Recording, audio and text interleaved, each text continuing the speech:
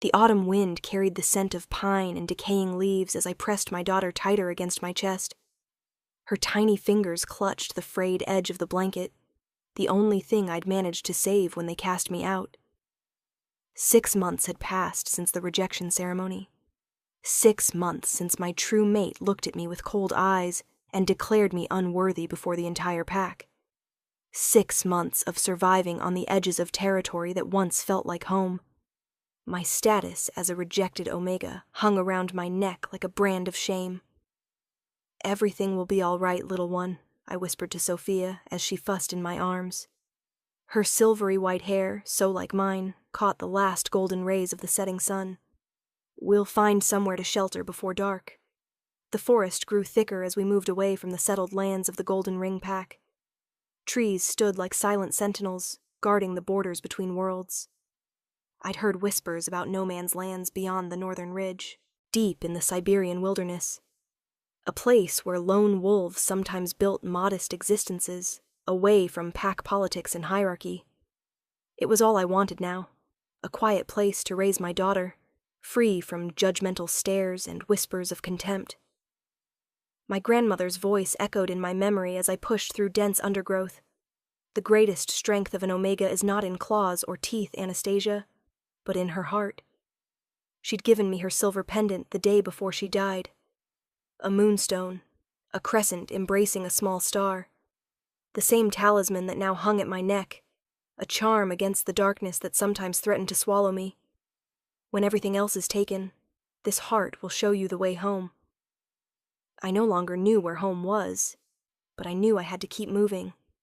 The first raindrops began to fall as light faded. Sophia whimpered, sensing my anxiety as I scanned the surroundings for shelter.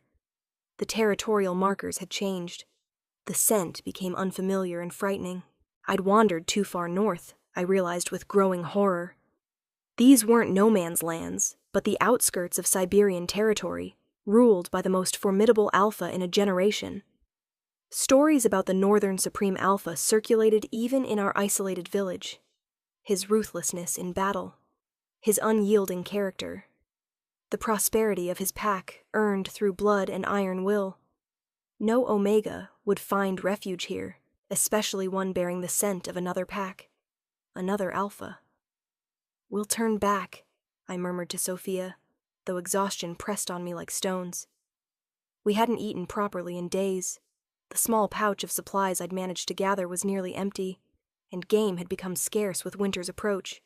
But the alternative, being discovered here, seemed far worse than hunger.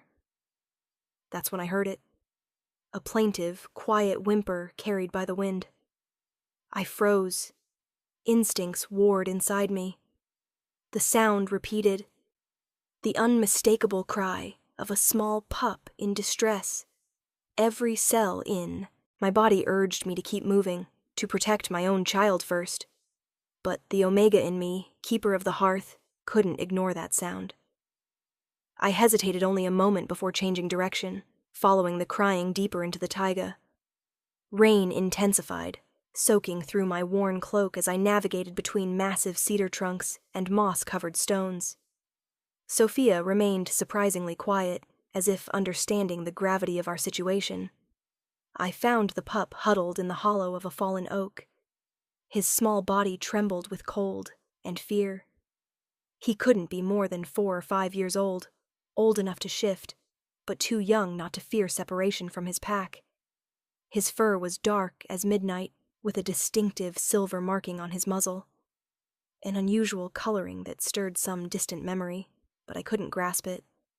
"It's all right," I said gently, crouching despite mud soaking through my already damp clothes. "I won't hurt you," the pup growled, a sound so disproportionate to his tiny size that I almost smiled despite our precarious position. "Brave little one, aren't you?" I carefully set Sophia on a relatively dry patch of ground under the shelter of roots, leaving her wrapped in the blanket. "You're lost." The growling subsided as the pup assessed me. His intelligent eyes seemed to understand I posed no threat. A moment later, he shifted. The shimmer of transformation revealed a small boy with tousled black hair and tear tracks on his cheeks. My papa will find me, he declared with all the conviction a child could muster, though his trembling lip betrayed uncertainty. He's the strongest wolf in the whole world. I'm sure he is, I agreed, removing my wet cloak and draping it over his shoulders. And I'm sure he's searching for you right now. But until he finds you, how about getting warm and dry? It's not good for pups to be in the rain. He glanced at Sophia. Curiosity momentarily overpowered fear. Is she a wolf too? Yes, I answered, and familiar. Pain rose in my chest. Though she's too young to shift. Too young to know that her mother's banishment from the pack would mark her too. That the life I'd once imagined for her was destroyed before she took her first breath. I'm Artem, the boy introduced himself, moving closer to examine Sophia, who cooed and reached for him with chubby fingers. I'm Anastasia, I said, and this is Sophia. Thunder rumbled overhead, and Artem flinched, instinctively moving closer to me. I gathered both children under the meager shelter of the hollow, using my body's warmth to heat them as the storm intensified. We need better shelter, I murmured, more to myself than to Artem. Night was falling rapidly, and with it, the temperature. A wet, cold night in the taiga could be deadly for young ones. There's a cabin, Artem said suddenly, pointing deeper into the forest. Papa showed me. It's not far. Every instinct warned me against going deeper into northern territory, but with each passing minute, the alternative seemed worse. Can you lead us there? Artem nodded seriously, slipping his small hand into mine with surprising trust. I gathered Sophia again, and we set out through the downpour, led by the child of the very kingdom I'd so desperately tried to avoid. The abandoned cabin was close, its log walls partially hidden behind a curtain of hanging branches and moss. Inside was blessedly dry. Old boards lined the floor instead of dirt. Even more surprising were signs that someone occasionally used the place, a stack of dry firewood against one wall, a crude shelf carved into the logs. Papa brings me here sometimes, Artem explained, his voice echoing slightly inside the structure. He says it's our special place.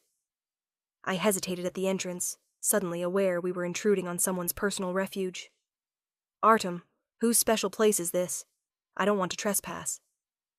It's okay, he assured me with childish confidence. Papa won't mind. He says we always help those who need it. His words didn't quite calm me, but the storm outside had reached full fury. I had no choice. Moving quickly, I set about making the space comfortable, using the firewood to light a small fire in the old potbelly stove.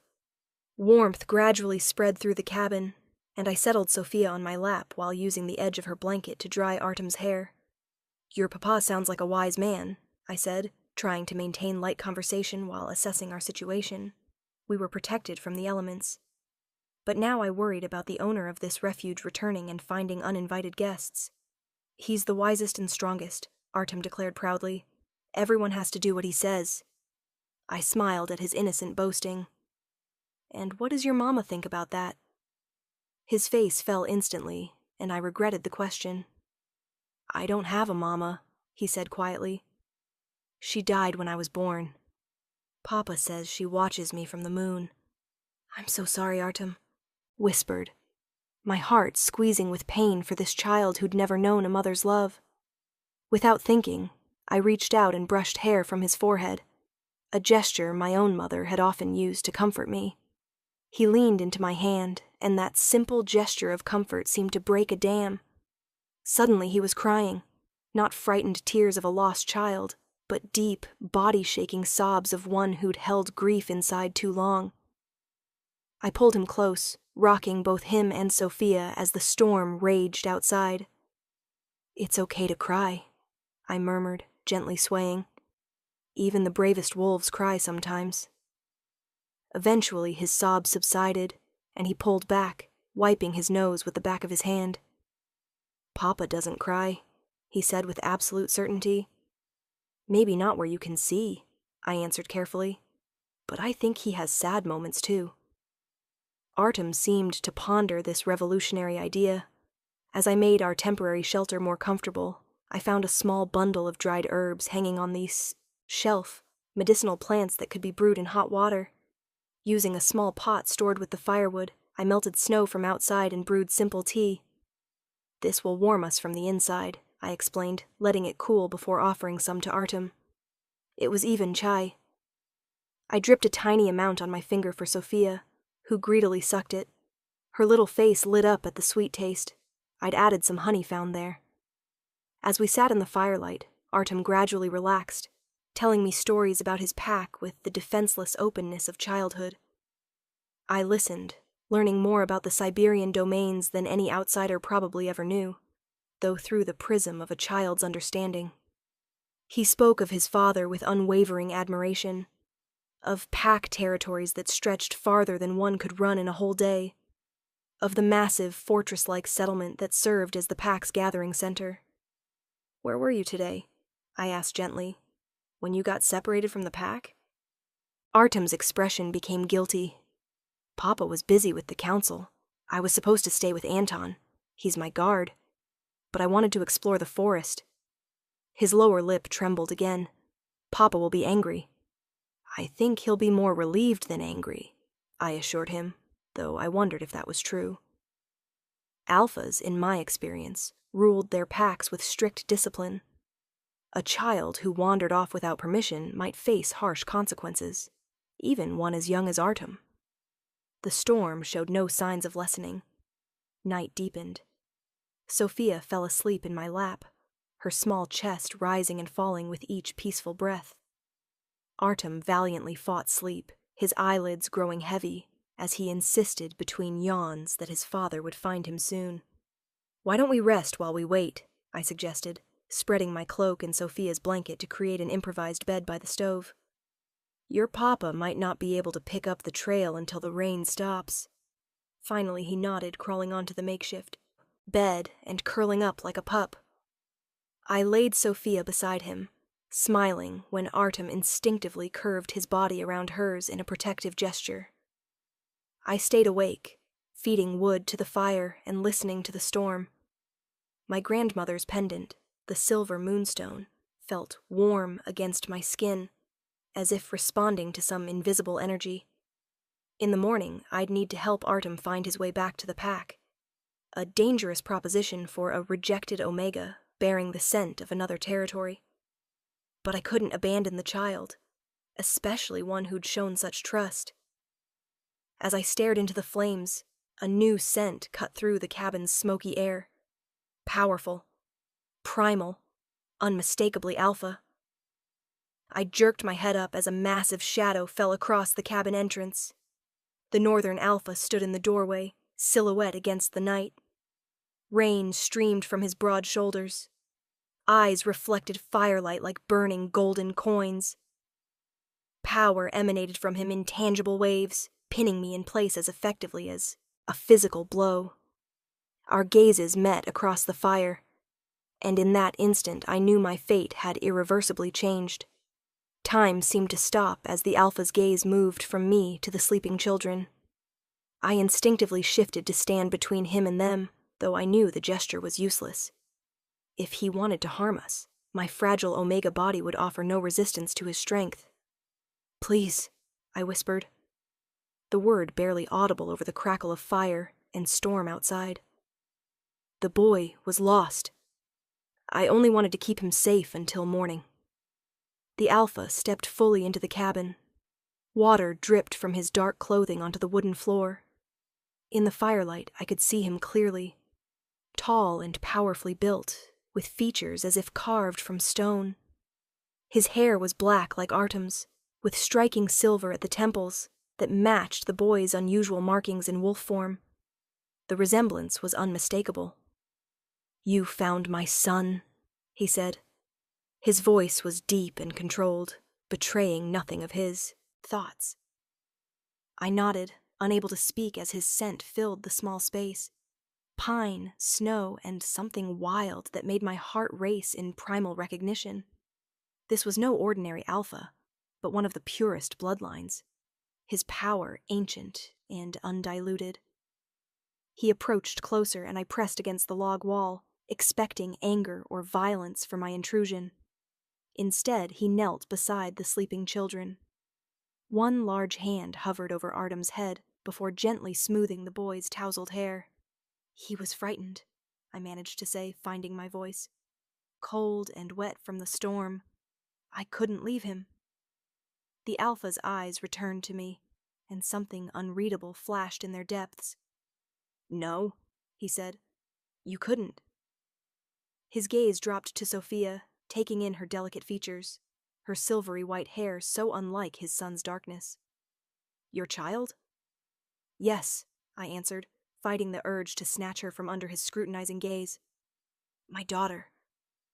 He studied me then, his assessment so thorough I felt naked before him. I knew what he saw. A thin, exhausted Omega with a fading rejection mark on her neck. Clothing worn and patched. The unmistakable scent of another territory clinging faintly to skin, despite months of wandering. "You're far from home, Omega," he observed. The statement carried unspoken questions. "I have no home," I answered. The truth escaped before I could think about diplomacy. Not anymore. Something dangerous flashed in his eyes. "Rejected." I unconsciously touched the mark on my throat. "Yes, and the child's father wanted nothing to do with either of us," I said, bitterness seeping into my voice despite efforts to remain neutral. "He found a more suitable match, one who could give him sons."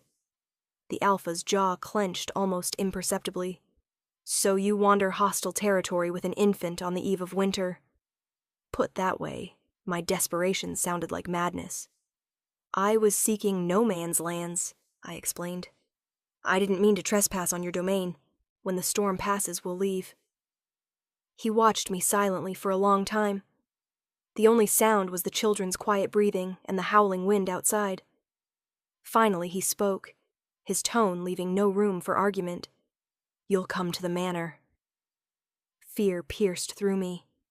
"I can't." "This isn't a request," he interrupted, though his voice remained measured. "The storm will last until tomorrow. The temperature will drop further. You and your child won't survive another night in this taiga." My moonstone seemed to pulse against my skin as I weighed my limited options. Refusing an alpha of his status wasn't just unwise, it was potentially deadly. Yet bringing Sophia into the heart of an unfamiliar pack carried its own dangers. "I give you my protection," he added, correctly reading my hesitation. "No harm will come to you or your daughter while you're under my roof." The formal declaration struck me. Protection from a supreme alpha was no small thing, offered neither lightly nor without meaning. My exhausted mind couldn't understand why he'd extend such courtesy to a stranger, a rejected Omega from another territory no less. "Why?" I asked. The question escaped before I could stop it. His eyes flicked to his sleeping son, then back to me. "You protected what belongs to me. I pay my debts." It was simple calculation of honor, not kindness, but obligation. Somehow that was easier to accept than pity. "Thank you," I said quietly. "We'll accept your protection until the storm passes." He nodded once, then with unexpected gentleness lifted Artem into his arms. The boy stirred, but didn't wake, instinctively nestling against his father's chest. I gathered Sophia, wrapping her securely in the blanket. She blinked awake for a moment, her tiny hand reaching to touch my face before she drifted back to sleep, completely trusting my protection. Trust I prayed not to betray by following this dangerous man. "Stay close," the Alpha instructed as we stepped into the weather. "The path isn't visible in this storm." I clutched Sophia tight and followed him into darkness. Rain instantly soaked through my thin clothing. Wind cut like knives, and I hunched over Sophia, my body shielding her from the worst.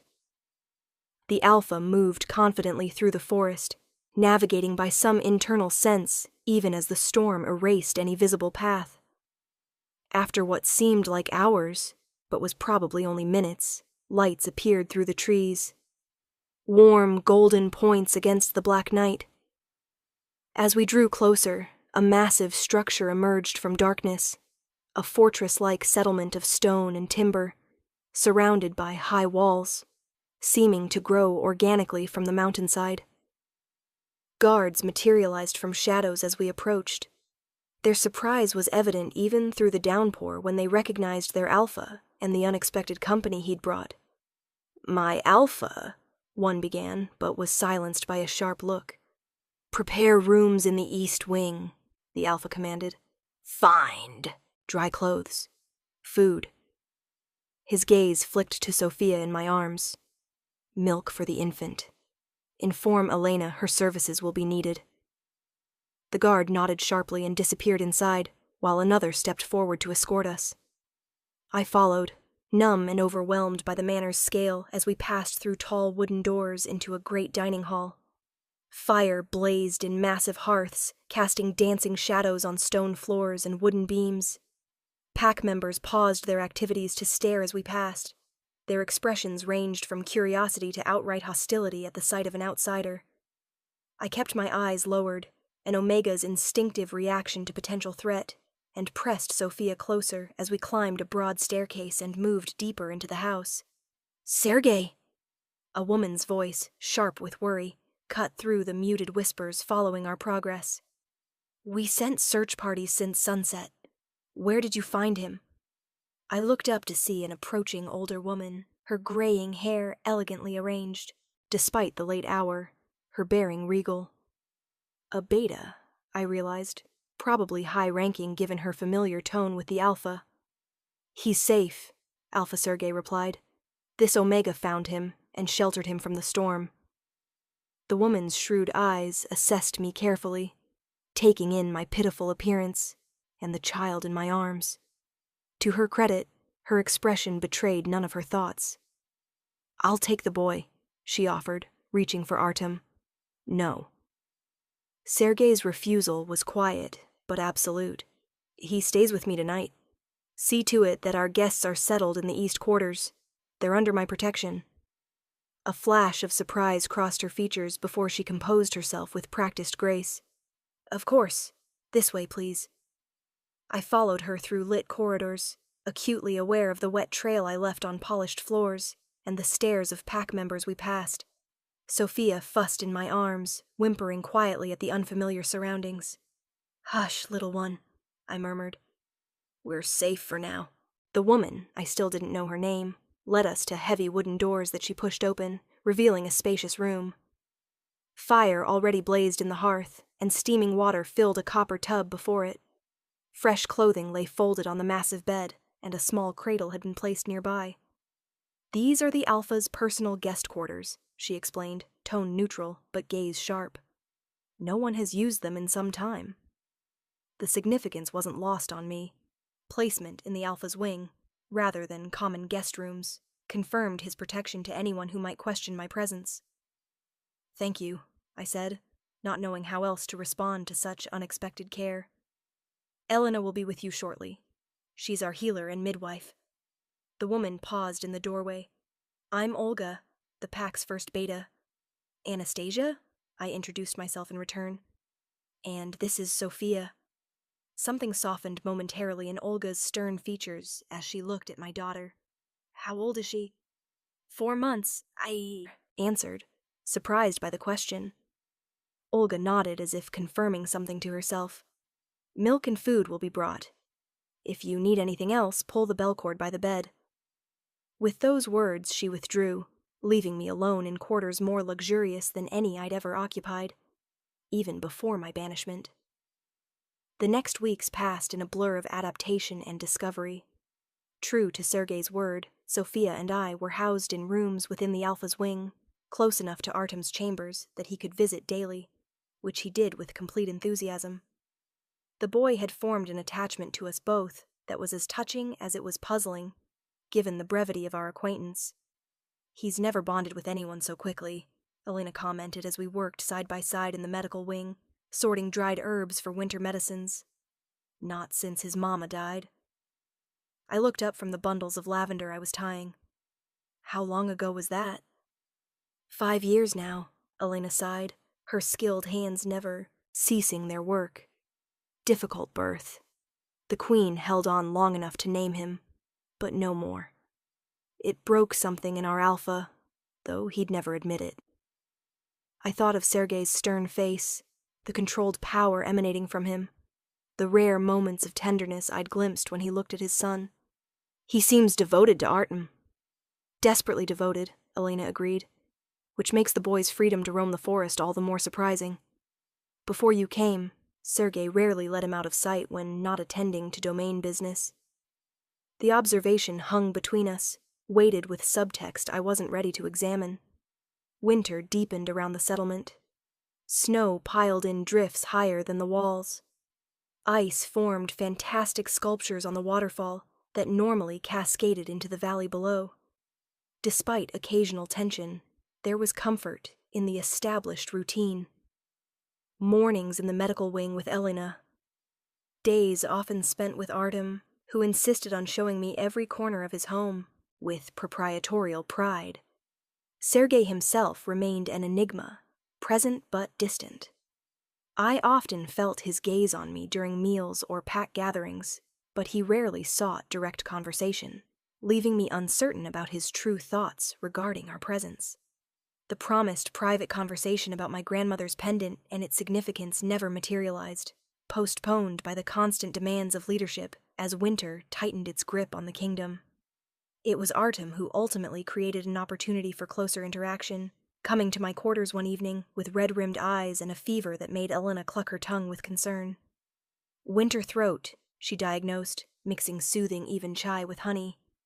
Common in pups his age, nothing serious, but unpleasant.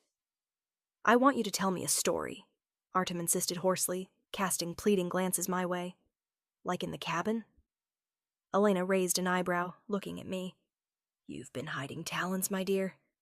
I didn't know you were a storyteller. In truth, I'd simply whispered old pack legends to distract a frightened boy during the storm, but Artem apparently cherished that memory. I know a few tales, I admitted. My grandmother was the history keeper in our pack. Then it seems you have an assignment, Elena said with a smile, gathering her supplies. Settle him and make sure he drinks the tea. I'll check on him in the morning. Left alone with the miserable child, I settled by his bed and began a story my grandmother had told me countless times. The tale of the first Omega she-wolf who discovered healing herbs and saved her pack from deadly fever. Artem listened with rapt attention, his discomfort temporarily forgotten as the narrative unfolded. I was so absorbed in the telling that I didn't notice Sergei's arrival until I felt the change in the air. A new tension, the familiar scent that made me glance toward the doorway. The Alpha stood silently, watching, his expression softer than I'd ever seen, as he looked at his son's enraptured face. Don't stop, Artem protested when I faltered. What happened to the brave Omega? I continued, my voice less certain now that Sergei's powerful presence filled the room.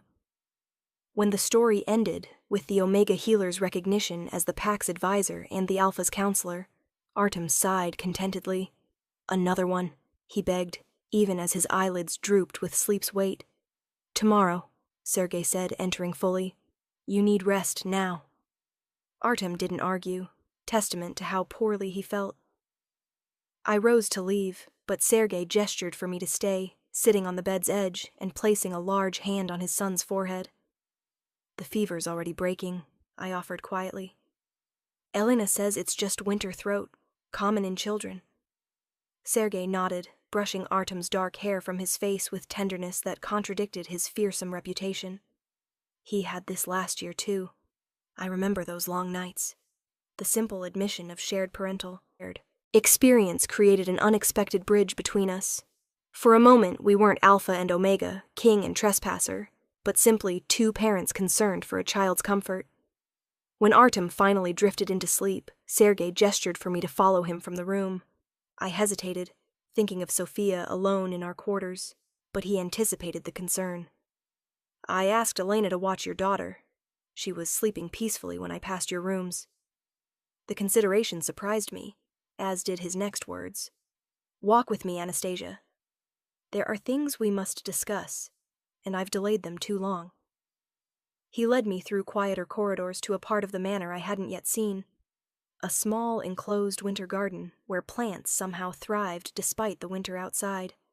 Steam rose from pools of water that must have been fed by hot springs beneath the mountain, creating a microclimate of eternal spring within glass walls.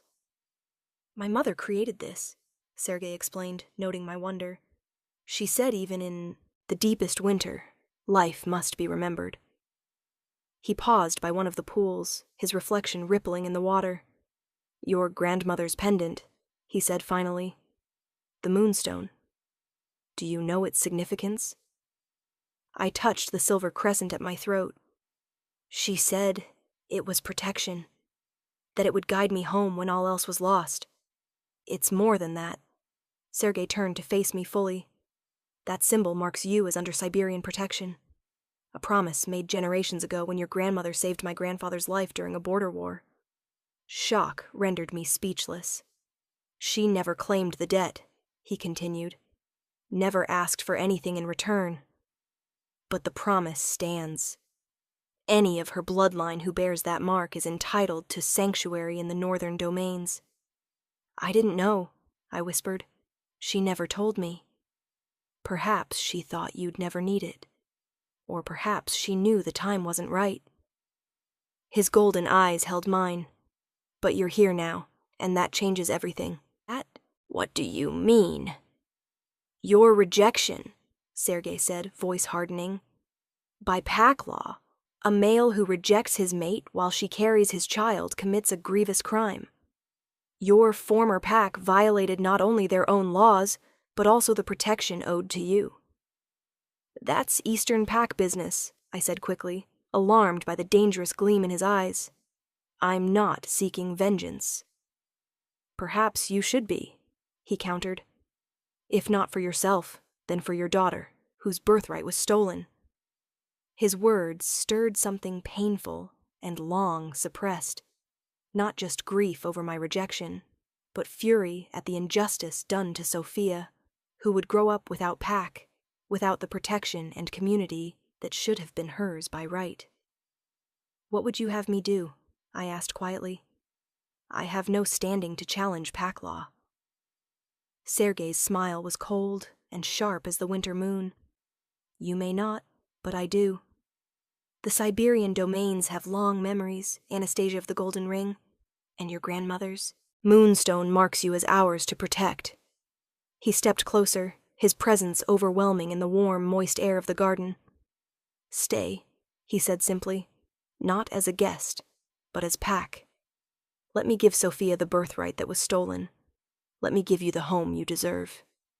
My heart hammered against my ribs. "You're offering me a place in your pack?" "I'm offering you more than that." His hand came up, fingers gently touching the moonstone pendant. "But first, you need to decide if you're ready to claim what's yours." The pendant pulsed warm against my skin, as if answering some question I hadn't yet asked. And looking into Sergei's golden eyes, I realized my journey north hadn't been desperate flight. It had been coming home. "Yes," I whispered. "I'm ready." His smile transformed his stern face into something almost tender. "Then welcome home, Anastasia. You and your daughter both." Outside the glass walls, snow continued to fall, blanketing the world in white. But inside, surrounded by impossible spring and the warmth of an alpha's protection, I felt something I hadn't felt in months. Hope. And perhaps, just perhaps, the beginning of something more.